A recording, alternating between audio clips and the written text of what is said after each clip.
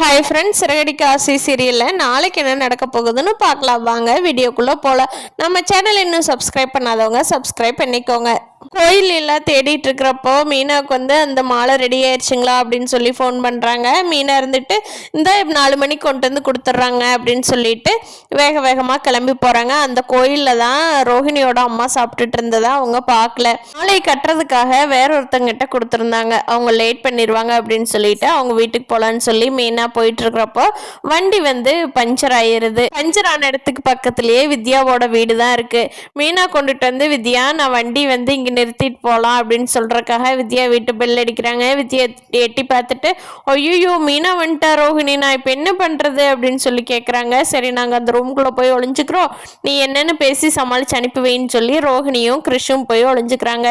மீனா சொல்றாங்க, வித்யா நான் இந்த வழியா வந்தேங்க வித்யா, வண்டி பஞ்சர் ஆயிடுச்சு, நான் ஆள் அனுப்பி எடுத்துக்கிறேன், அது வரைக்கும் வண்டி இங்கே நிற்கட்டும், சொல்லிட்டு போகலான்னு தான் வந்தேன் அப்படின்னு சொல்றதுக்காக வர்றாங்க. சரிங்க மீனா, விட்டுட்டு போங்க, ஒன்றும் பிரச்சனை இல்லை அப்படிங்கிறாங்க வித்யா. சரிங்க வித்யா, ரொம்ப தேங்க்ஸ் அப்படின்னு சொல்லிட்டு மீனா கிளம்புறக்கு வெளியே வர்றப்போ செப்பலை பார்த்துட்டு மீனாவுக்கு அதிசயமாயிருது. என்னங்க வித்யா, இது கிறிஷோட செப்பல் மாதிரியே இருக்கு, கிறிஷுக்கு இது இங்கே வந்தானா அப்படின்னு சொல்லி மீனா கேட்குறாங்க. அதுக்கு வித்யா, இல்லைங்க, நேற்று என்னோட கெஸ்ட் எல்லாம் வந்திருந்தாங்க, அதில் ஒரு செப்பல் மிஸ் பண்ணிட்டு போயிட்டாங்க, ஒரு பையனோட செப்பலிங்க, இன்னைக்கு சாயந்தரமா வருவாங்க, கோயிலுக்கெல்லாம் போயிருக்காங்க, எடுத்துட்டு போயிடுவாங்கன்னு சொன்னோன்னே மீனா சரிங்க வித்யான்ட்டு கிளம்பிடுறாங்க. ரோஹிணிக்கு இப்போதான் உயிரே வந்திருக்கு, அப்பாடா அப்படின்னு சொல்லி இதை போய் வீட்டில் முத்து கிட்ட மீனா சொன்னாங்கன்னா கண்டிப்பாக முத்துக்கு இப்படியெல்லாம் இருக்குமோன்னு டவுட் வரும். வித்யாவை நோட் பண்ணுவாங்க. ஆனால் பார்க்கலாம் ஃப்ரெண்ட்ஸ், இந்த கதை எப்படி கிருஷ்ண கண்டுபிடிக்க போகிறாங்க, ரோஹிணி மாட்ட போகிறாங்களா அப்படிங்கிறத. ஏன் பூவெல்லாம் கொடுத்து முடிச்சுட்டு ஒரு அம்மா அங்கே கோயிலில் அழுதுட்டு இருக்காங்க. என்னாச்சுமா, ஏன் அழுகிறீங்க அப்படின்னு மீனா கேட்குறப்போ, என் பையனுக்கு உடம்பு சரியில்லைம்மா, இப்படி ஒரு கடையில் சீட்டு போட்டேன், எங்கிட்ட அந்த காசு மட்டும்தான் இருக்குது, நான் வெளியில் எங்கேயும் கடன் வாங்குறதுக்கு, நான் இந்த ஊருக்கு புதுசுமா, அந்த சீட்டு போட்ட காசை போய் கடைக்காரர்கிட்ட கேட்குறேன், அவங்க தரமாட்டேங்கிறாங்கம்மா, என் பையன் இப்படி ஹாஸ்பிட்டல் இருக்கானே, நான் என்னதான் பண்ணிட்டு அப்படின்னு அழுகிறப்போ மீனாவும் முத்துவும் அது யாரு கடைன்னு விசாரிக்கிறப்போ அது மனோஜோட கடை தான், வாங்க நான் வாங்கி தரேன் அப்படின்னு சொல்லிட்டு, யார் உங்களை வேண்டான்னு சொன்னவன், நான் வச்சுக்கிறேன் அப்படின்னு சொல்லிட்டு முத்துவும் மீனாவும் அவங்கள கடைக்கு கூட்டிட்டு போறாங்க.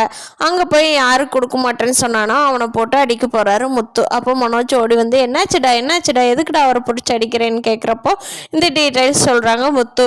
இப்போ என்னடா உனக்கு 25,000 வேணும், அவ்வளோதானே, நான் தர்றேன் அப்படின்னு சொல்லிட்டு மனோஜ் போய் அந்த பணம் வச்சிருந்த லாக்கரை நீக்கிறாங்க.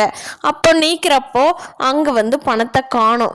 மனோஜுக்கு ரோஹிணிக்கு தவிர இந்த பணம் எங்கே இருக்குதுன்னு வேற யாருக்குமே தெரியாது, லாக்கரோட லாக் சிஸ்டம் பற்றி. மனோஜ் ரோஹிணி மேலே சந்தேகப்படுறாங்களா, இல்லை கடையில் வேலை செய்கிறவங்கள எல்லாம் சந்தேகப்படுறாங்களா, ரோஹிணி எடுத்தாங்கிறது முத்துவுக்கு இது கண்டுபிடிச்சிருப்பாரா?